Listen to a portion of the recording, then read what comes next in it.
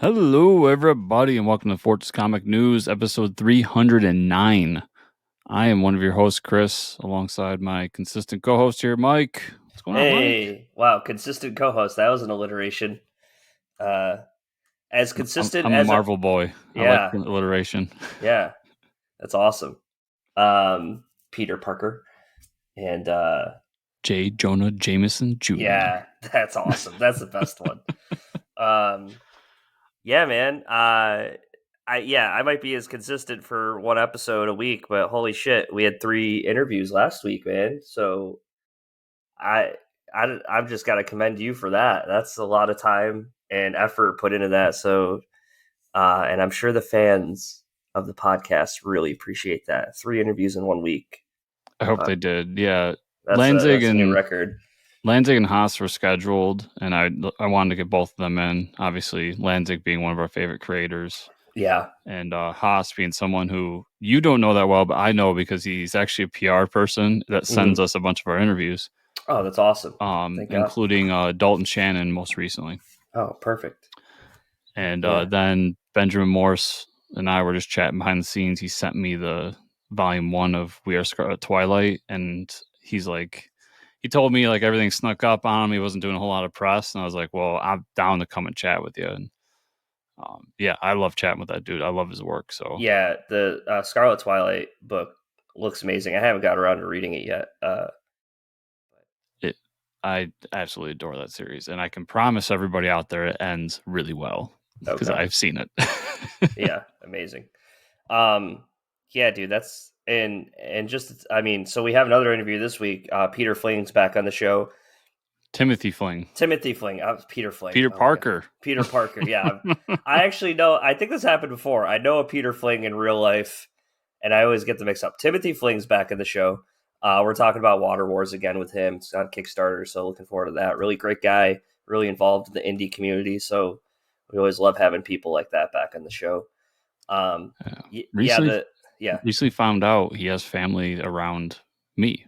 yeah, Florida. No, Oh, in New York. oh, I thought he was from Florida. Oh, okay. So he has people around you, huh? Yeah, he might be from Florida. I can't remember that, but we were talking because he comes to visit. So he was like, "Dude, and we come to visit New York soon." I'm not going to give away the town I live in, but Yeah, yeah. he's actually going to be in the town I live in, and he's like, "We got It's to New get York coffee when you get City. here." He lives in New York City is the town. So good luck Well, finding Chris. No, I'm just kidding. when I say New York, that's what everyone says. Oh, you're from the city. Yeah. Nah, You're nah. from the city? Yeah.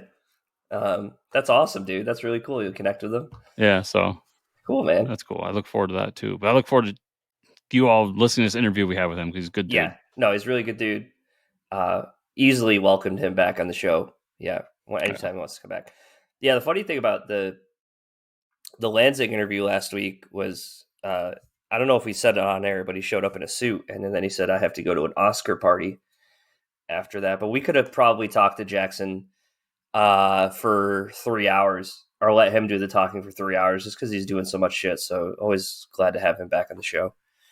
Yeah, it's tough with him and Kelly because I they do know. so much. Yeah, It's like when we talk to Colin. It's like, what do we talk about? Because you yeah. have 80 books out. And for anybody that's listened to the interview, we went through 5 of them, and I was like sitting on the couch later that night, and I was like, "Fuck, we forgot to talk about." And I can't even think of the book right now, but we definitely missed one that I was like, "Shit, I really wanted to talk to those guys about it." Oh, the Flash Void Song book. Never even brought that up. Oh, the Aquaman Flash book. Yeah, the Yeah. Aquaman Flash book, Void Song. I wanted to be like, "Damn, dude, that was a really good book." No, I didn't even get to chat about that. Yeah. So, anyways, a lot of good stuff going on. We're just so fortunate that people want to come back in the show. So fortunate to have someone like Chris running the show, because Well, thank you. he is the brains behind everything. I It's the just first time I've been called the brains behind anything. yeah, well, fucking clip that and save it for as long as you want, buddy. That's all yours. I'll put that at the montage of my funeral. Yeah. I'm very happy to see Squirrel Girl behind you, though. You took her out of the packaging on her scooter, so that's awesome. Yes, put her on the scooter. She came with a bunch of little mini squirrels, which makes Oh me my happy god, that's awesome. because everybody knows how much I love squirrels. Yeah. So yeah, Just make sure the got her cat out. doesn't eat them. I thought so. Last night, Greedo likes to do this thing where if I don't do what he wants, Yeah. he just like jumps on things and knocks them over, He and just like fucks will up your life. stare me in the eyes, like into Yeah. my soul, and be like, "Fucking give me what I want." Yeah. And it was so. Normally, I wake up like 5 in Hmm. the morning for work, and it was like 5:30 Saturday. Mind you, I had just been out until 1 o'clock playing D&D. Yeah. 5 o'clock, I hear a crash, and I just put Squirrel Girl up, and I thought he Uh-huh. knocked her over already. I woke up like, fuck. Not Squirrel Girl. Come on. I looked over, he knocked over my Amigo Batman Beyond, which still pretty That's bad, but still pretty bad, but not as bad as Squirrel not as Girl. many little pieces I had to pick up. Greedo, you son of a bitch. Um, all right, with that, I think we'll just jump into the news. That's awesome though. Uh, If you want, real quick, actually, I actually watched some movies this week. oh shit, yeah, let's hear it. I normally don't watch a whole lot of I stuff. did watch a couple things too. Now you just reminded me, so let's hear it. Outside of our normal stuff. I finally watched Ghostbusters Afterlife. Dude, yeah, really good, right? It's awesome. Yeah. I had so much fun with it, and Oh like yeah. I'm gonna spoil something here because I gotta talk about it. It's been out for like over a year. Go ahead. It's been actually almost 2 years. I looked it up. It's about a year and a Oh, half because I think it was wow. late 2021. Oh my god. All right. Yeah. I'm old. So yeah, great movie. Just everything about Ghostbusters in there. I'm gonna do some blasphemy here because I'm not the biggest Ghostbusters fan. I think it's better What? than the original Ghostbusters. Yeah. I really do. Okay. And I can see that. but it also, because at the end the original cast comes back, that's kind of what makes and breaks Right. the movie right there. So it Right. couldn't be without the original. Dude, when Spengler shows up as a ghost holding his granddaughter's arms, I Yeah. almost was in tears. Yeah. It was Yeah. such a great scene for him to Yeah. be there. Amazing tribute back to the Yeah, character. Yeah. just so good. So if you're even like I'm not the biggest Ghostbusters fan in the world. I'll admit that. Like I like the Yeah. first two movies. That other one I don't really want to talk about, but this one definitely go see it. It's Was awesome. there a Stranger Things kid in that one? Yeah, the main Stranger Things Finn's kid. Wolfguard, whatever. Yeah, Yeah. Wolfman Jackson or whatever the hell his name is. Yeah, Wolfman Jackson I like better than Finn Wolfguard. But also if you're a Paul Rudd fan, fucking watch that movie because Paul Rudd's so good in it. Paul Rudd. I mean, Paul Rudd's good in everything. Yeah, He's he just is. Yeah. also, what's up with like every Paul Rudd movie having a dairy or a burnt no Baskin Baskin Robbins. Robbins I in don't it. know. I don't know. Maybe it's like in his contract because yeah, that was in the Marvel shit too, right? He was Yeah, working at a it's also Baskin in Robbins. Ant-Man 3. Like he Yeah. goes back to Baskin Robbins. It's weird. Yeah. I don't know. And then I finally sat down and rewatched the first Planet of the Apes movie, and I don't need to say much about that. Fucking Oh awesome yeah. movie. Yeah, you I love that actually movie. just did that before we recorded, and I just love that movie. So I'm gonna go through that entire series here soon. I will say this on air, but I well first I watched the new Top Gun. It's awesome. That's all you need to know.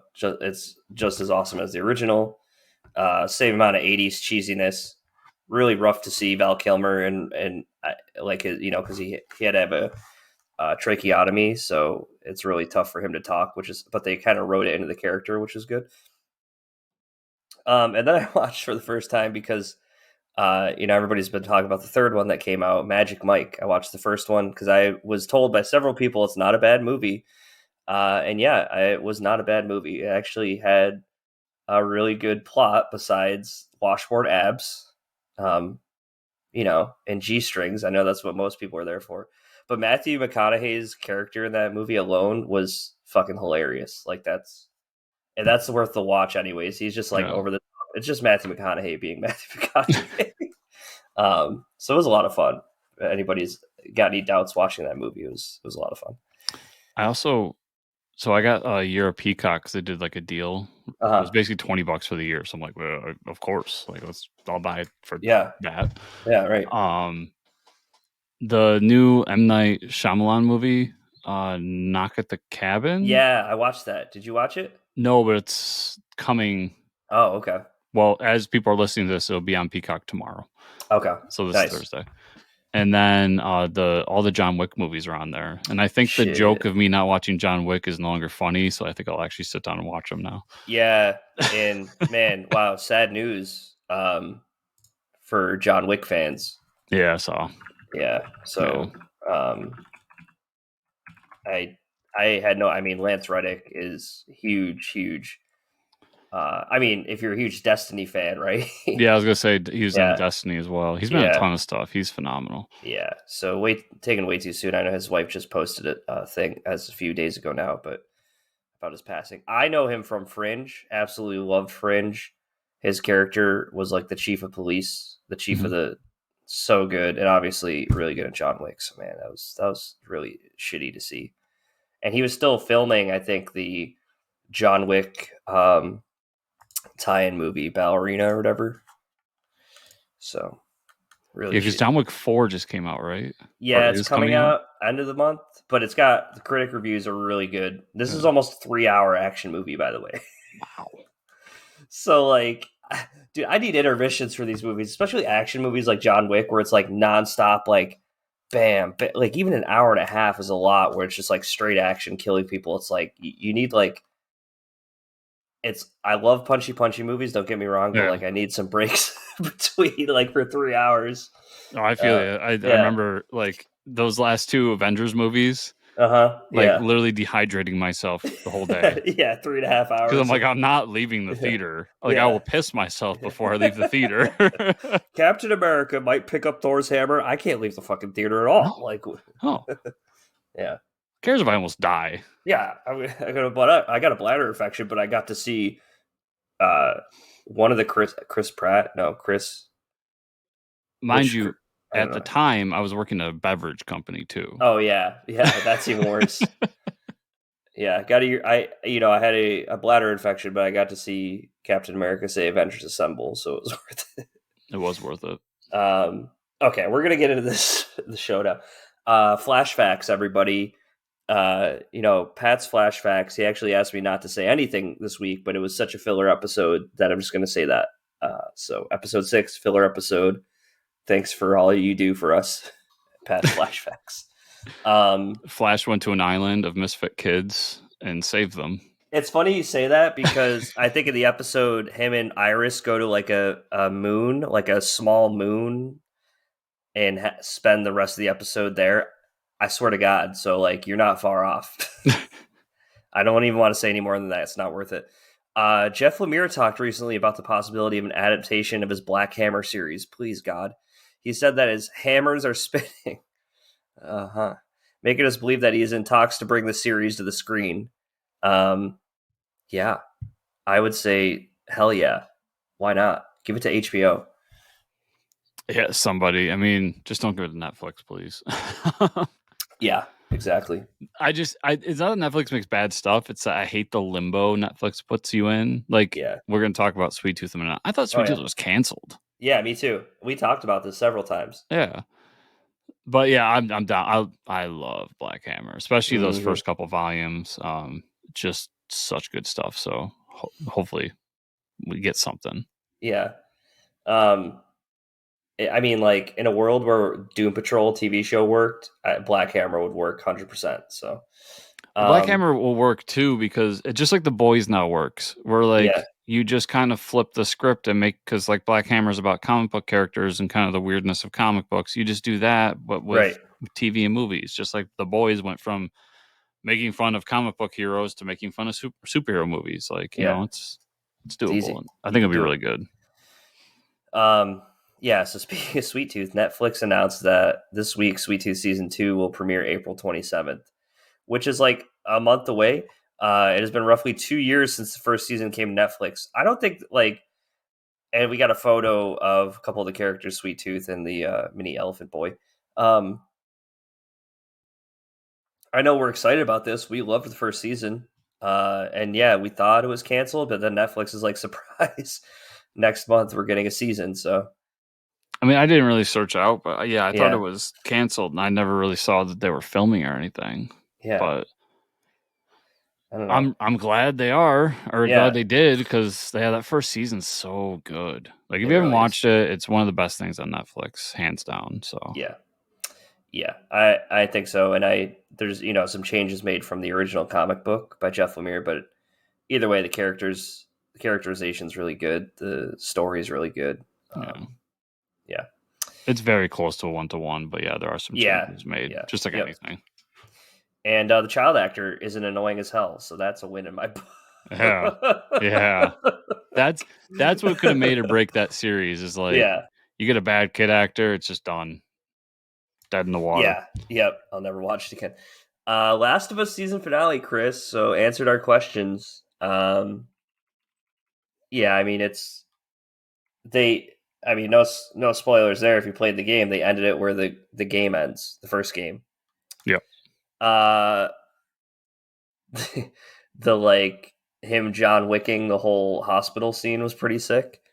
Um, the last episode we had Troy Baker in it, right? And then you talked about in this episode we had the voice of Ellie, Ashley Johnson. Ashley Johnson, who actually plays her mother, which is cool to see that how that happens with the mom dying and everything.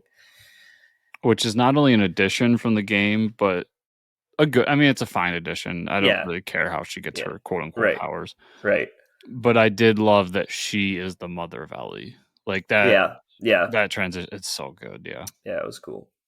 Yeah, I think to me it was just weird pacing because we weren't sure where they're going to end the first season. We got a couple episodes that felt like they took some characters from the game and they expanded it further for like a whole episode, a little more than probably they did in the games. And then like the episode abruptly ends where the game ends. So to me, it was like, okay, maybe they weren't so sure they were going to do a second season. Um, I'm not sure. I think either way though, I thought it was not a bad way to end it.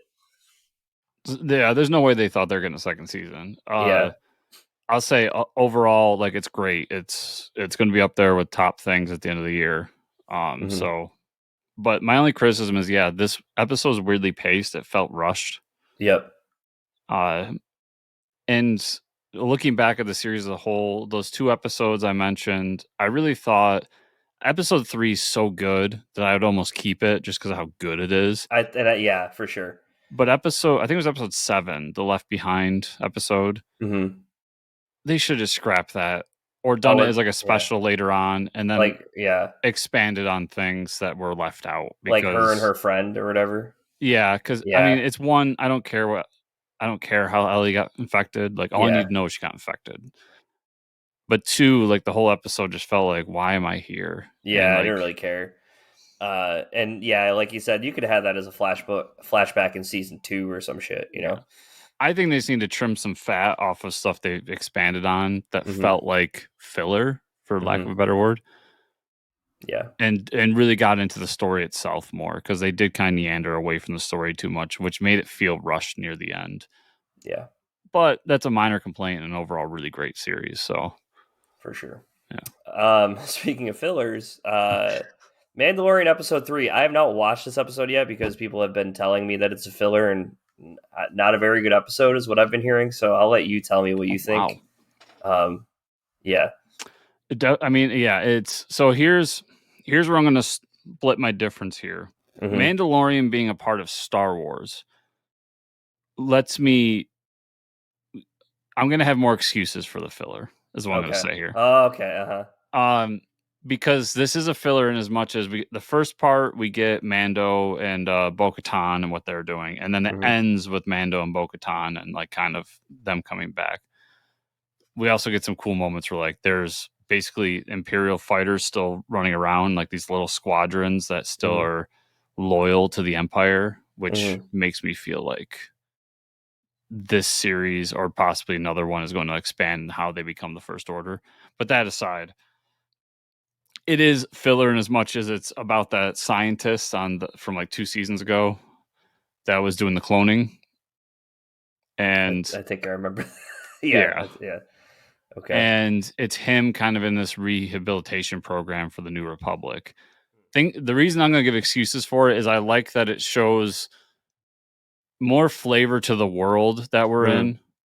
And because we're in a grander universe and expanded universe, I like that's we got to see this part of it that like kind of the New Republic isn't that much different than the Empire in as much as like they're trying to rehabilitate these people, quote unquote, but like their tactics are very similar. They bring him in, he's not being, he's being used for certain things, and then we see at one point like he gets his he undergoes a type of torture Mm-hmm. and all this. So I really liked it for that reason. I don't think it's a bad episode. I don't. I Is it a Mando episode though? Because I think like three no. episodes in, yeah. Do we know where Mando? Where is the season going? Like, what's the end goal of the season? We I think we do, in as much as I feel like the way the episode ends with Mando and Bo-Katan, you get an idea that like their new mission is to reunite the Mandalorian race. Okay. So their story does progress. Mm-hmm. It's just a very tiny part of this overall episode. I get it. Okay. It does also set up things if you're only watching Mandalorian, this Yeah. episode's the worst. Yeah. If Okay. you're me, That's who's like really into Star yeah. Wars stuff, like Yeah. Yeah. they Consuming it talk all. about cloning, they talk about why he was proceeding with cloning, which kind of Yeah. sets up what happens later on in episode 9 of Mm-hmm. the movies. Like there's a lot here to love for the expanded universe. Mm-hmm. Did it need to be an episode of Mandalorian? Probably not. Yeah. So I'm not gonna sit here and be like, it was the greatest episode ever, Right. Right. I but get you. Yeah. I enjoyed it for what it was as Mm-hmm. much as I really did want more Mando. And I thought this could have been something else. But Yeah. It's all good. I think it's a good episode. I don't think it's Yeah. bad. Okay. Okay. Yeah. That's all I heard. No, no, but hearing your explanation, I mean, I'm gonna watch it either way, and I knew you would give me your opinion as being a big Star Wars fan, so I get it. I also have a lot more faith that this is going to tie into something later on. Like this isn't just a if this is a one-off and we never see this guy again and we never Mm, hear about what happened in this episode again, I will take back everything. It's that kind of makes it a bad episode because it is 100% filler at that point. yeah, We are 100% though coming back to this in some way. we are gonna see. I think at some point, I don't know if it'll be in Mando, but we'll see Anakin Skywalker killing younglings, right? Probably in like Ahsoka's show. Yeah, like because we know Grogu should have been there, right? Is that how that works? I don't think they've said whether he was there or not. Let me check it though. Okay, he's gonna do the research, but I think that's Was he? I don't know how that would work in the timeline because now I'm kind of messed up on like what the timeline actually is. But or was Grogu at where Luke's train? No, because Luke's already met him. During the siege of the Jedi Temple, Grogu witnessed the death of 3 Jedi at the hand of the 501st Legion. So, someone had taken Grogu from the Jedi Temple after the Galactic Empire rose to power and hid him. So, yes, he was at that. Okay.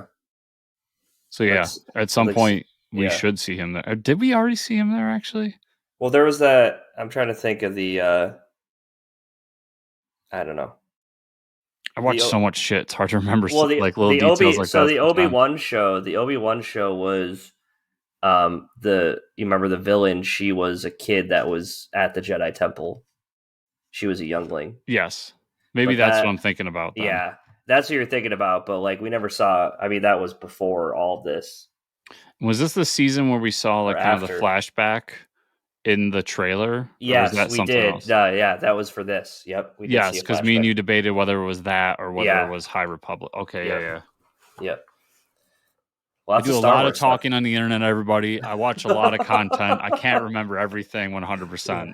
I'm sure we cleared it up for everybody listening. So yeah, we'll move on. Everybody's like, can these two stop arguing about stuff they talked about months ago? Yeah. James Gunn announced this week that he's indeed going to direct Superman Legacy. We knew that Gunn was writing the script for the first movie in DC's cinematic universe. But with this announcement, it's safe to say he's ushering the new era full force with his lead directing it. So that's pretty cool. Yeah, I mean, it's great.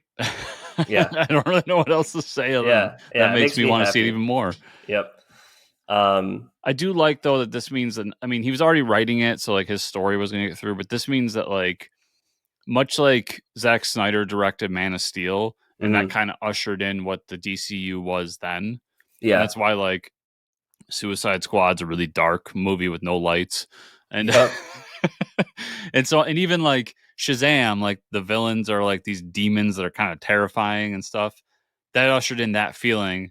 him doing this kind of ushers in his feeling moving forward, which I like. I think will be good.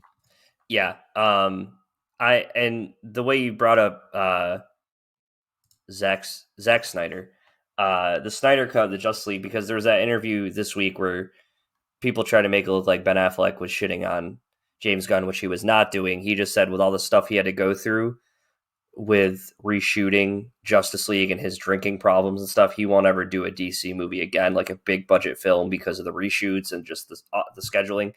But he did say that, and this is crazy. I didn't know this. The Snyder cut of the Justice League is like his highest rated film that he's acted in or something. What? He said that in the interview, and I was like, I couldn't believe that. So I have to like go to Rotten Tomatoes and look, because he said that. I'm like, I swear he was in other movies, but that that Even Zack Snyder fans have to admit he's been in better movies. yeah, I mean, fine, better movies. But let's see, Snyder cut. Oh yeah, 93% audience score on Rotten Tomatoes, 71% on the Tomato Meter. So it is fairly high. It's a Yeah, that's 71%. Let's see, yeah, two much better movies, The Town and Argo, 92 and 96. yeah. I don't know why he said that. The audience is 93 on Snyder Cut. Let's take Argo. Argo's 90. The Okay, Town's 85. So I could see the audience. I mean, because yeah, the and Snyder maybe so. fans are going Maybe to come to that. yeah. The Snyder fans are like, let's upvote the shit out of that. So I just thought it was. He didn't have anything bad to say about it. It's just like it took a toll on him personally. So, Now um, I want to know what the Daredevil. oh Oh Daredevil, oh God, god, yep, what is that's about Daredevil? correct. 43 tomato meter, audience score of 35%. So whoever that 35% is, they need to get their head checked. Best movie ever. Uh, with the second anniversary, speaking of all this, with the second anniversary coming up of Justice League Snyder Cut, Zack Snyder took to Twitter to tease something new, coming with an image that says "incoming message from Darkseid," then followed by another that stated "life is a cycle from birth to death to rebirth, and so the hero's journey is a cycle as well, a continuous journey of growth and transformation." April 28th, 29th, 30th. While some fans are hoping for this means the return of the Snyderverse, that seems highly unlikely with James Gunn's new DC Entertainment Universe in early stages of development. Uh, so maybe this means they're going to release another cut of the movie. I don't know. What could this be? It's going to be next month, right? So Please don't. yeah. So life is a cycle from birth to death to rebirth. So the hero's journey is a cycle as well. So one I saw online was the possibility of a theatrical release because this came out during the pandemic, so there wasn't really a Oh, theatrical okay. release. Okay. Maybe. I don't know. I could Yeah. see it because like get some money back for it. Yeah, just for one weekend, that makes more. That's probably the most sense. What I kind of was like tinfoil hatting was, wouldn't it be cool if like DC reached out, and I think we've talked about this before, but DC Yeah, reached out and was like, the fans want to know the rest of your story. Let's yeah, just do a comic. Let's yeah, just do a comic with part 2 and 3. You can tell the finale of your extended universe, and maybe that'll shut up like 20 fans who read comics still. yeah. I guess I he does say a journey of growth and transformation, right? So transforming into a comic book. All right, I could get my tinfoil hat on for this shit. I'm not even the biggest Snyder Cut fan. I would buy this comic. Oh hell yeah, Like, hell yeah. yeah, hands down. And apparently those dates coincide with a Snyder Con or something. What? I'm not like in on all. I should be searching this ahead of time, but I was too busy watching Planet of the Apes. That's all right. Yeah, I there's didn't some know sort about of. Snyder Con. Am I That's making so. this up? Oh yeah. It's a Snyder. It's a convention for Zack Snyder. I mean, possibly. Maybe it's just an online thing he does. Well, I guess we'll Oh, find out. it was. It's coming up in the next couple of days. So as people are listening to this, it's already Okay. happened. But it's Okay. like alongside being able to watch the films was that. So it's basically him watching the movies. He does a Q&A. Like Oh, okay. Interesting. maybe that's old news that they thought it was going to coincide with SnyderCon. But yeah, there's a SnyderCon. So either it's coming out for a weekend at a theater, or more tinfoil hat shit. It's coming out as a comic book. I think both are pretty probable, and I would probably read the comic if it came out. So. Goes back to what I said last week about Harry Potter. Yeah. DC, if you want to make money, this is another surefire. Like Oh my everybody will god. flock. If you had a variant cover, if you had like 35 variant covers of the first issue of Harry Potter, you'll sell out everywhere. Those Potter fans are no joke. Yeah, and the Snyder fans are the same way. Like they will Yeah. come and buy this book. And I know a few people like myself who are critical of the Snyderverse Yep. that will also come and just see what this is all Yeah. about. Well, I could, I was bitching about Zack Snyder, but I'll read the book. I'll take one.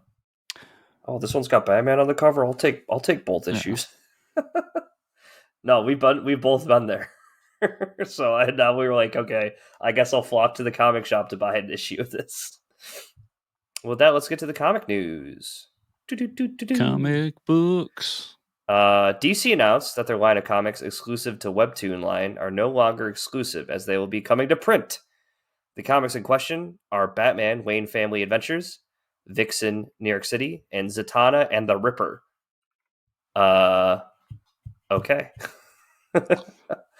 Yeah. I don't know. Maybe I'll check out the Batman one. Not so sure.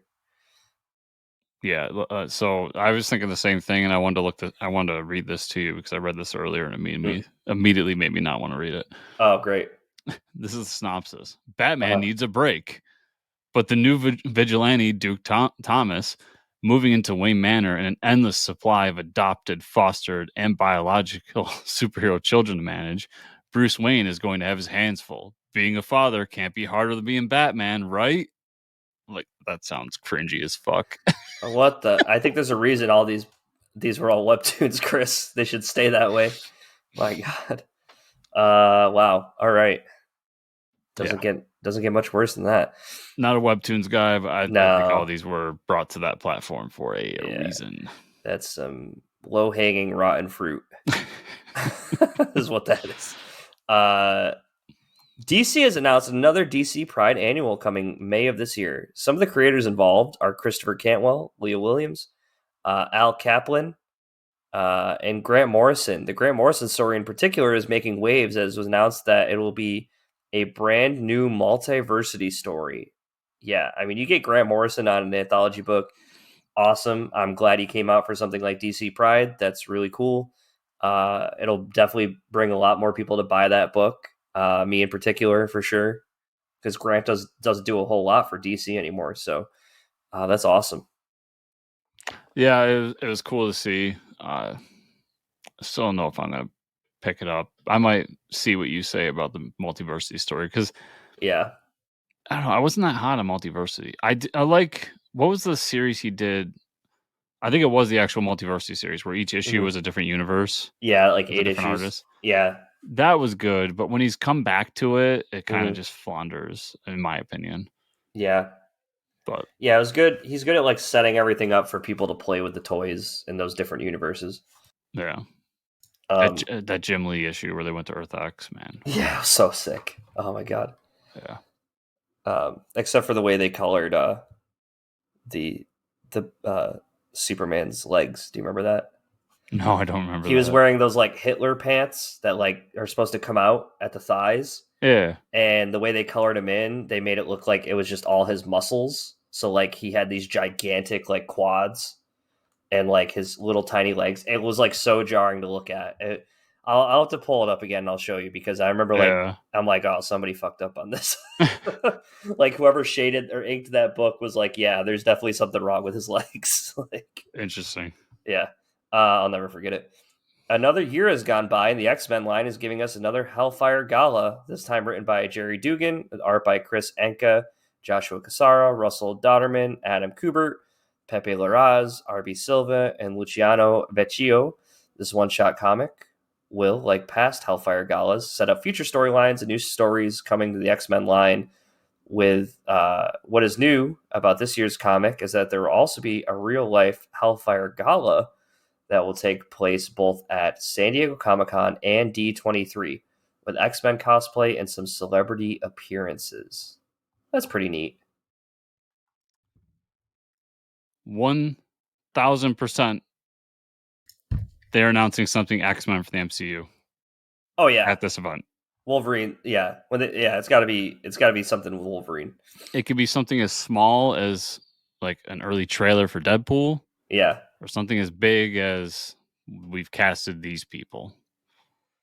Who's the Something is getting announced Who's though. the only guy who can get thrown through like a multiversal portal and survive? It's the guy with the adamantium skeleton, right? It's got to be Wolverine. Oh yeah. Like their Earth gets destroyed, but he's the only one that could probably survive, right? Nothing kills him, so Well, my feeling is they may not have cast him, but they've yeah, been looking into who's going to be the next Wolverine because they said in Deadpool 3 that there's going to be variants of Wolverine. yeah, And right. I feel like a majority of them are going to be Hugh, like just doing different Okay. versions of him. Mm-hmm. And then they're going to run across the new one. That's how they're going to introduce the new Wolverine. That'd be cool. That aside. But I think there's going to be something big, X-Men related with the MCU Yep. announced at the real life Hellfire Gala. Yeah. Other than That'd that, be I don't sick. really care about this. You won't catch me there. Possibly spinning out of the previously discussed Hellfire Gala is the return of the Uncanny Avengers. Wow. This series will be written by Jerry Dugan, art by Javier Garon. For those that don't know, the Uncanny Avengers team was known as the Unity Squad, as it had members both human and mutant that was supposed to help build the trust between the two after the events of Avengers versus X-Men. And it is seen that this new team will serve a similar purpose so that they will hunt the man known as Captain Krakoa. The team as it follows: Captain America, Rogue, Deadpool, Quicksilver, Psylocke, and Penance. Interesting they have Captain America on the team. Cap was on the original team. My only Okay. problem here is like the original team was 6 members, but 3 of them weren't mutants. And in this Yeah. one, we have 6 members, and one of them isn't a mutant. Right. I mean, I know Quicksilver. I mean, Quicksilver's a famous Avenger. Yeah. The other ones, I'm sure they've been Avengers at some point. It's just like in DC, everybody's been a member of the Justice League. Yeah. But like, I don't know. This just seems like an X-Men team that you like threw Steve in with. Yeah. Really, it And I does. really like that Uncanny Avengers run from back then was so good. So it's kind of disappointing. I thought when I saw this, I was excited, and I immediately just went, It "Don't is a care." free comic book day issue though, so I will be reading it. Oh, I'll check out the free comic book day issue, Yeah. but the series that follows, unless this blows me away, I don't know. Yeah. Yeah. For sure. And I'm confused because like I thought Captain Krakoa was a good dude. Yeah. I don't know. Little did you know. Yeah, little I know because I don't read X-Men because John Hickman's not writing it anymore, so it doesn't matter. Does not matter. All right. Speaking of reading, what did we read this week? I got a Kickstarter book in the mail. Haven't read it yet. It's called Morsels. It is this really crazy looking cover. Ooh, nice. It's a bite-sized horror comic, so it's got a bunch of anthology about horror. Love that shit on Kickstarter. This is well, the name's not on the cover, everybody. So I'm sorry right now. I'll get back to you on that. Always Things I put your did, name on the cover. yeah. It is an anthology, but someone put it all together for sure. The books I read this week, I did read John Kent, number one, Superman. This is Tom Taylor and Henry on the art. I really like the first issue. Like you said, Ultraman's the villain, and I love that shit. So yeah, I'm on board. After you explained it to me, I'm gonna keep reading this book. Caught up on Rogue Sun, kind of like you talked about. There's a lot more lore related to Middle Ages and magic than there was in the past 10 issues, which is like, give me more of that shit to keep me Yeah. interested. Like, I don't know why we had 10 issues to talk about this stuff, but I really do enjoy that. JSA number 3, Johns and Janin, man. Now we're getting into the meat and potatoes of it. And it's issue 3, so this is an issue you expect to get some more, like, what the hell's going on. And I'm sure Chris is really excited to know that the villain is an evil Nazi from the Yes. past. I Yes. read that. I should have texted you. I forgot because I was like at the end of the issue, but I was like, damn, Chris probably read that and was like, yes, it's a Nazi. Super powered Nazis. Yeah, super powered time traveling Nazis. Yeah. What could be better, everybody? Yeah, so that's the reveal. This guy, he was a Nazi back in the day that was experimenting with the fourth dimension. So that's kind of how he his name's Deegan. Deegan? I don't know. He shows up. I mean, he has control over traveling through time. He shows up to Future Huntress with the younger JSA that's like 26 years in the past of our current timeline. and he's like shows up and he's like, I'm gonna kill you. So that's kind of where we're at. We got the whole origin of him and like how he was thwarted, trying to do this fourth dimensional research. I thought it was a solid issue. Yeah, I agree. I liked everything about it. A lot more JSA in this than has been the last two, so that was Yeah, nice. yeah.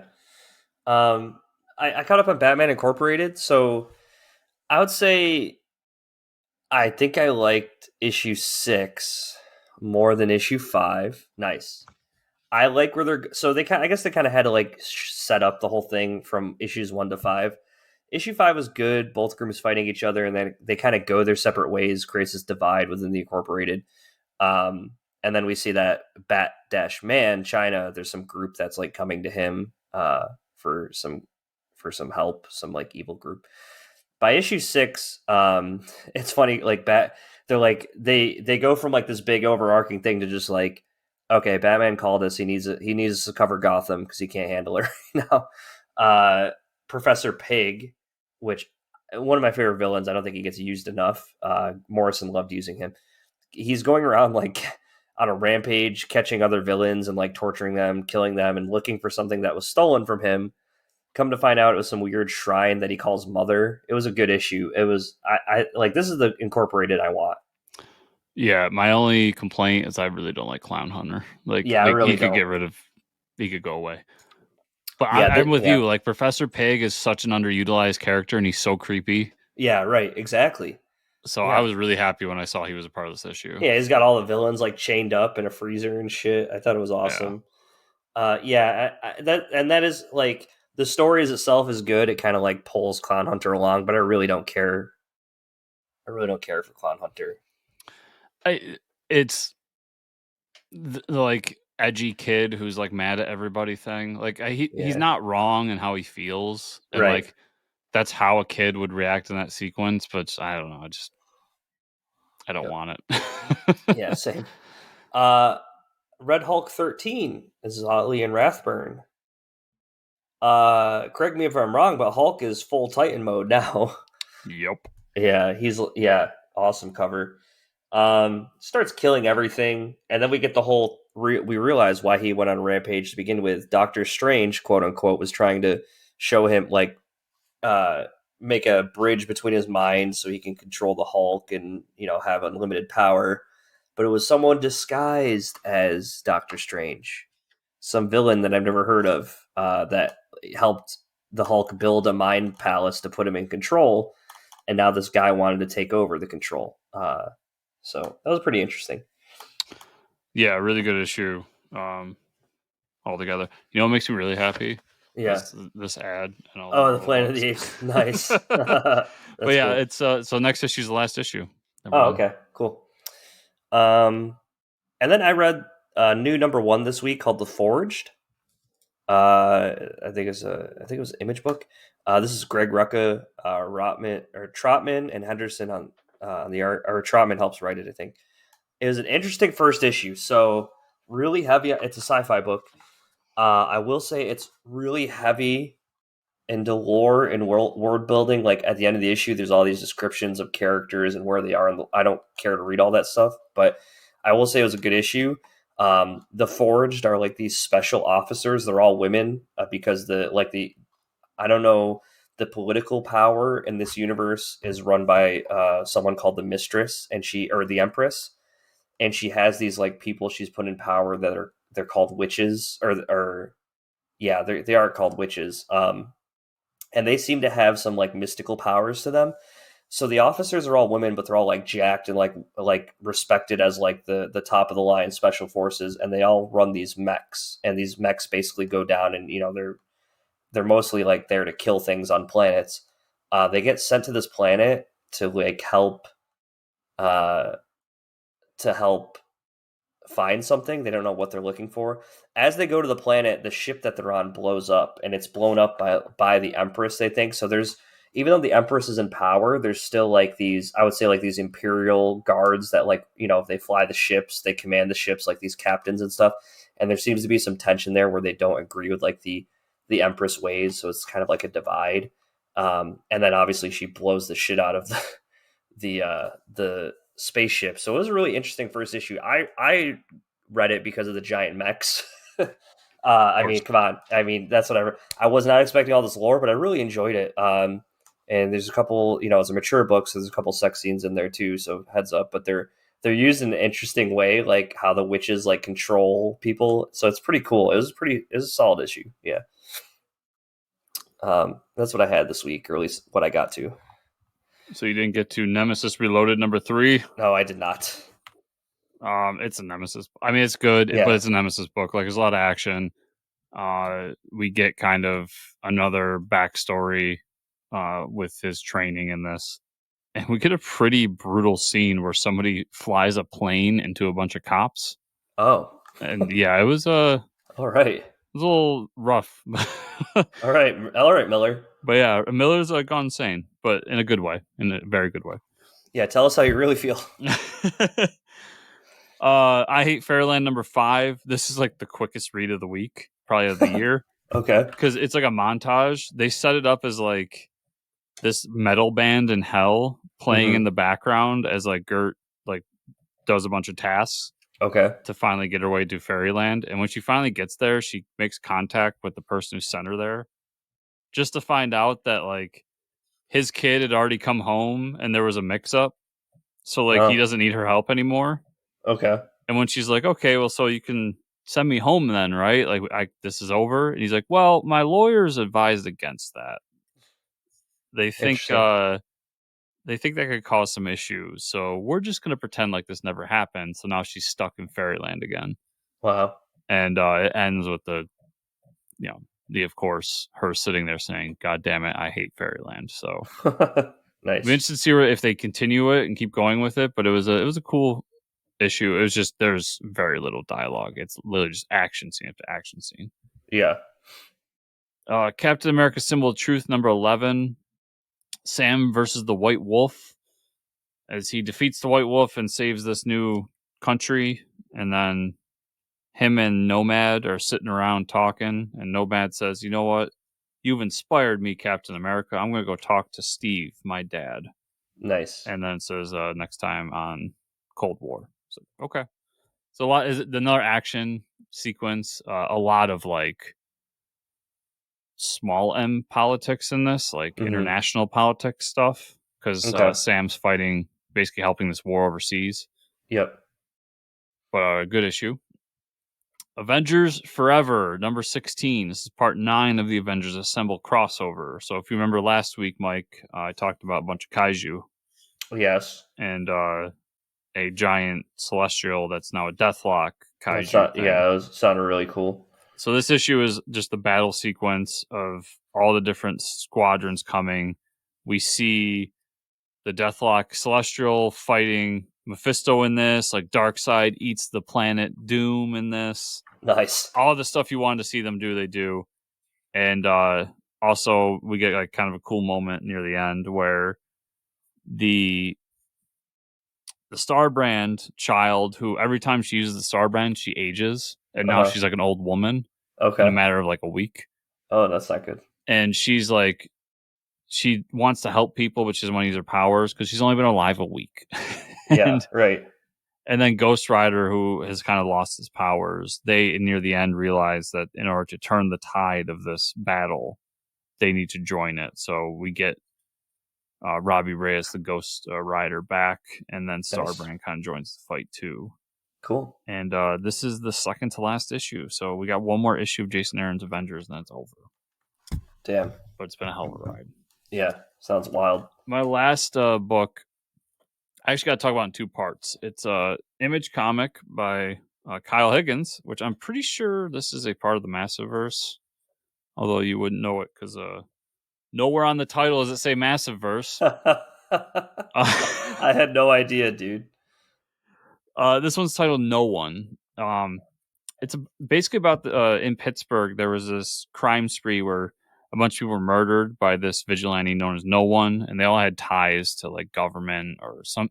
They were screwing people over in some way, and he would always take credit for them. Well, they found the person who did it, and he's now in jail, and he happens to be the son of the police chief in town. Okay. That's kind of the backstory because we open up the issue with another murder from no one, and everybody's trying to figure out what's going on because no one is supposed to be in prison and all this. And we get to see kind of the police. He's no longer the police chief. He's been like demoted. His kid's in jail. His other kid became a junkie and is like having troubles, and he's trying to help him. And then all this is going on, and he's kind of being called out all the time because his kid murdered a bunch of people. And in the background, we've got this newsroom that's trying to figure out what's going on with this character, and they're deciding to do a podcast about it. This Mhm. comes into play later because there's actually a tie-in podcast to this comic, Oh. and so we get kind of set up for that. Then we go back to the ex-police chief, and he goes to his son who was put in jail and admitted to the crimes, and shows him that somebody's out there, and they think it's a copycat, but nobody really knows whether it is or not. As he leaves, not only is the ex-police chief assaulted by no one, but his son, who is the junkie, is killed by no one. And that's when we also learn that the bullet casings from the new murders are identical to the previous ones, leaving us see that no one was out there all along, that we got the wrong person. Mm. Really cool kind of superhero, like detective story kind of thing Yeah. going on. And then I really liked the issue. I read that. I waited like a couple days, and then I listened to the podcast. And the podcast is the audio drama that's done to mimic a crime thriller podcast, Mm-hmm. where these two people, one of them being Patton Oswalt, playing the voice of the editor in chief, Oh, okay. they're like doing this as like real events and presenting it that way. Uh-huh. And that's really good as well. That gives you more of the backstory of like all the different murder. So there's only one issue out, I think, or one episode out. I think the podcast can come out monthly with the book, Okay. and you get in this episode you get the backstory of the previous murders and like kind of what's going on in Pittsburgh and all that stuff, and it Huh. ends right where the book ends. Oh, that's cool. So That's it was a cool. really cool kind of two-sided thing, and it like married my two favorite things, podcasts and comics. Yeah, that's So pretty awesome. Yeah. I didn't even hear about that. That's cool. yeah, so it's really well done. I do really recommend the book. It's good. I just, if it's a massive verse book, Kyle, just fucking put it on the cover, please. Like just Yeah. just Yeah, a we little need thing on this. the cover. Yeah, we need it on the cover, please. Please. Yeah. Mike, but that is everything I read this week. Where can people find you online? You can find me at Fortress Ricker on Twitter. Where can they find you and or the show? They can find me at Fortress Chris on Twitter, and the show at Fortress Comics _ on Twitter. Also at FortressComicNews.com. Remember, everybody, to give us the reviews on your podcatcher, to like, subscribe, share, comment down below on the YouTube version. And if you want to go the extra mile, Patreon at patreon.com/Fortress Comics. Thank you all so much for listening or watching this week, and we will see you all here next week. See you.